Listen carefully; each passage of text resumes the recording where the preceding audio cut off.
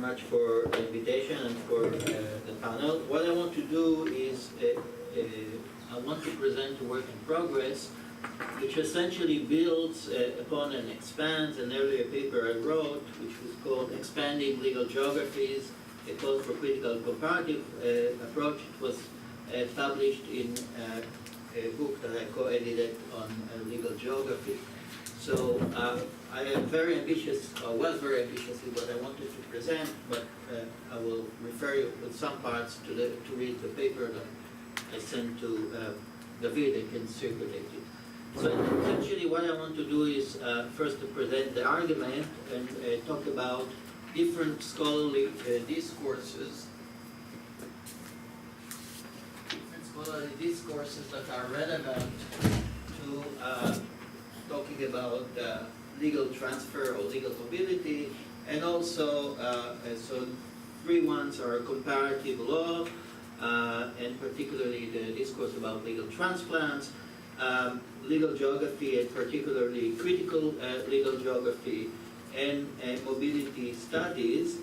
And I will use also an example from colonial legal histories, and particularly British settler colonial history. And what is interesting is that, oddly, there is almost no connection between some of these discourses. And the paper wants to argue that in order to improve, if you want, the discussion about how law moves from one place to another, we should draw together some of these discourses, also other discourses, transnational history and other discourses that are very relevant. And it's like the elephant that each part is looking at different parts, and I think that we can gain from these parts. And as the second part, I will talk about the case study, which I will probably not get to, so just to interest you, the argument I want to talk about is how the legislation concerning refugee property was enacted and evolved in the aftermath of the partitions of India and Palestine. And essentially the story goes that first we had the Trading with Enemy Act of World War II in England and Britain, and this influenced also in Palestine trading with enemy ordnance in Palestine in 1939, which were weapons of war, like taking hold of an enemy ship or something like that. So this was the legislation, but this has influenced after that.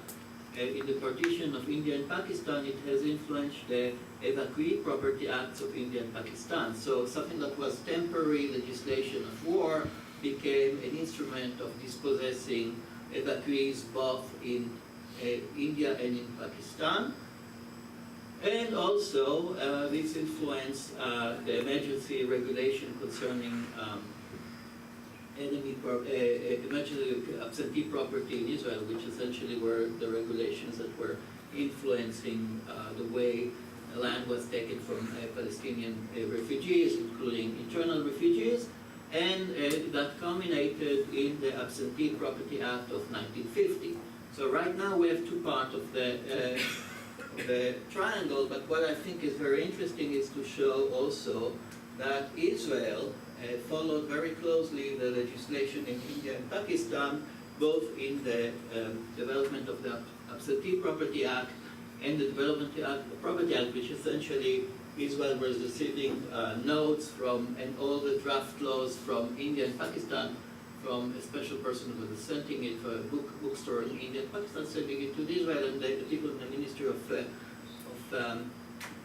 Justice were just working on it when they were drafting the Absentee Property Act, and also Pakistan was actually following what was going on in pre-Israel Yeshuv, the Jewish community, in trying to solve the problem of its own refugees. So this is the story that I was not going to tell you, so we are going to read it in the paper. This is the case study, but what I want to talk more generally is to draw together several academic discourses in order to suggest a research agenda on the geographies of legal mobilities. And as I said, I want to talk particularly on comparative law and legal transplants. And as we know, a major interest of legal comparatists is the investigation of the ways legal concepts and institutions move between countries and the way they are modified after this transplantation. As was said earlier today, we have different words, and each one there is a debate, whether it's transplantation, exportation, importation, and so on, but we'll not get into that. Then the second line of literature is legal geography, particularly critical legal geography, and here I want to plan to draw on the field that I've been working on for several years right now. And the third one is mobility studies, which is an emerging interdisciplinary discourse which draws attention to mobilities, immobilities, and moorings. While much of the scholarship is concerned with the movement of persons and objects, it also focuses on the mobility of ideas and policies, and often the interdependence between them, and therefore would instruct scholars investigating the movement of law. I also, as I said, use the example from colonial legal history, and particularly British settler colonial history, and as I said, these different literature don't talk very much to each other, and I will propose to draw upon their particular insights and methodologies to develop a research agenda on legal mobility. So, a few words about comparative law and legal geography. So I think that until recently, and it's very interesting, the bulk of mainstream comparative law was mainly conservative, formalist, and did not interact much with other academic disciplines. We can say, that it's still conducted mostly in a very formal way, in black letter laws, looking at how law is moving, basically looking at legal text in a very formal fashion.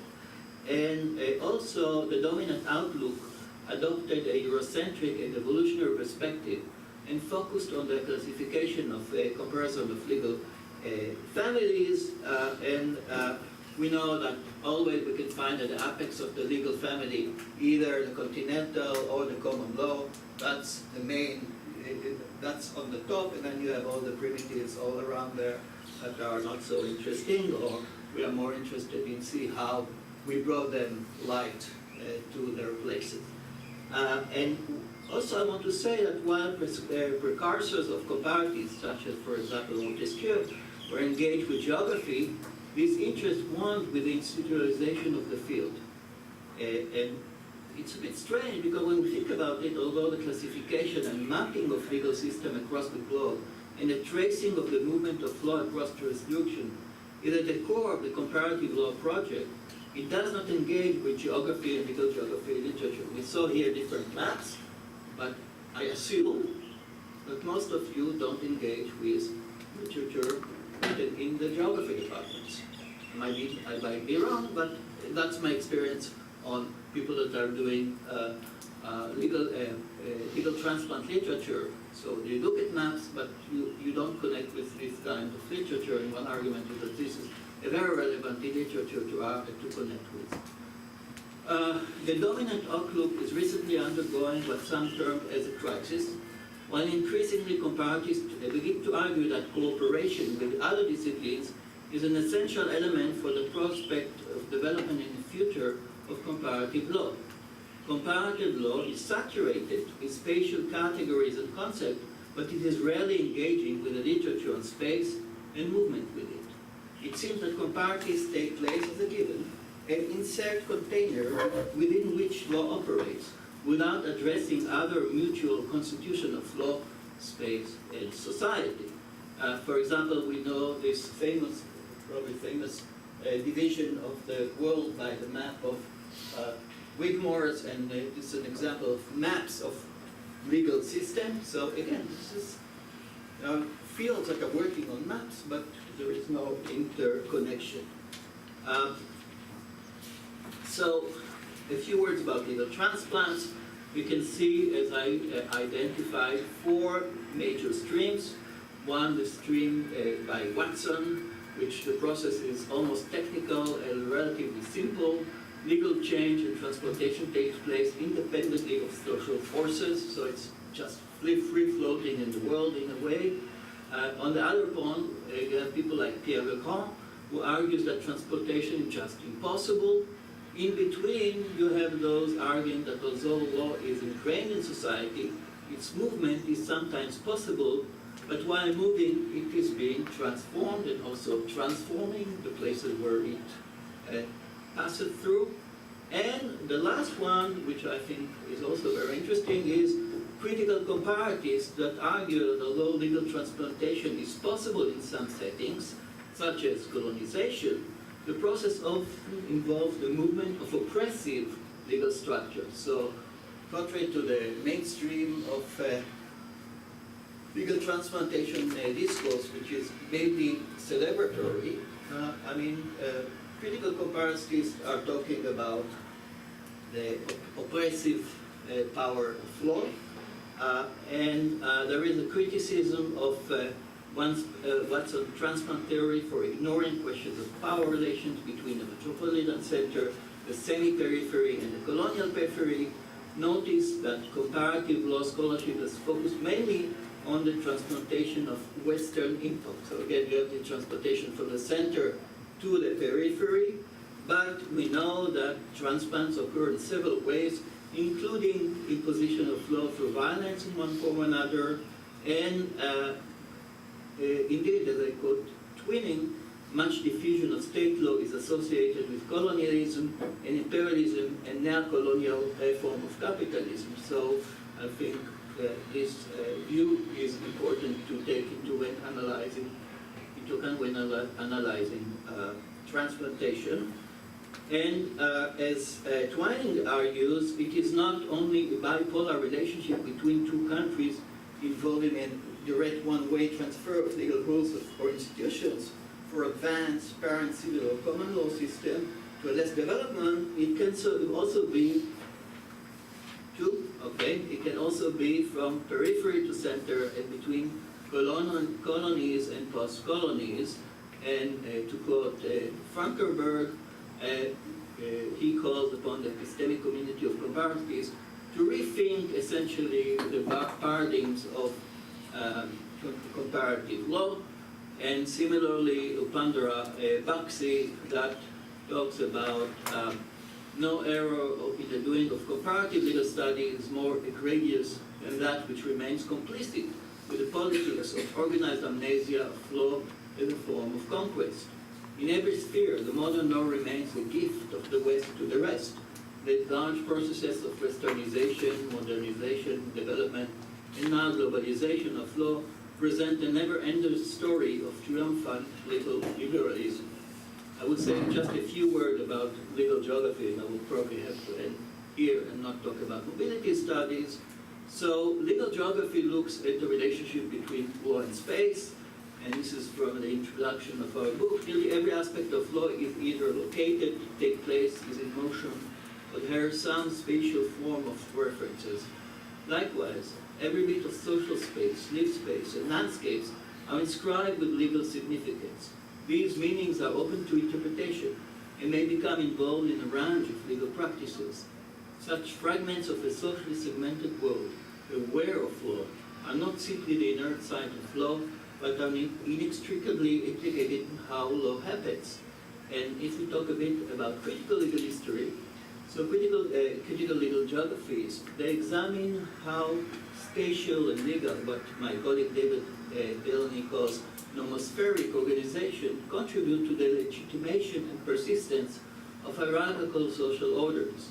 The focus on this interconnectedness and mutual constitution of one space often entails a critical exposition of their frequent role in the production of oppressive power structures.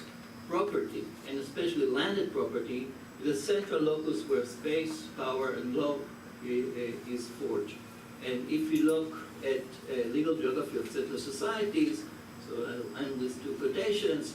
One is asking, how were American Indian lands taken? The answer is not, as it turns out, by military force. The wars, massacres, Geronimo, and Sitting Bull All that was really just cleanup. The real conquest was on paper, on maps, and in laws. And my colleague Nick Blumey writes, if colonial possession was dependent upon dispossession, the survey is really a survey and a settlement of title that moved around from Australia.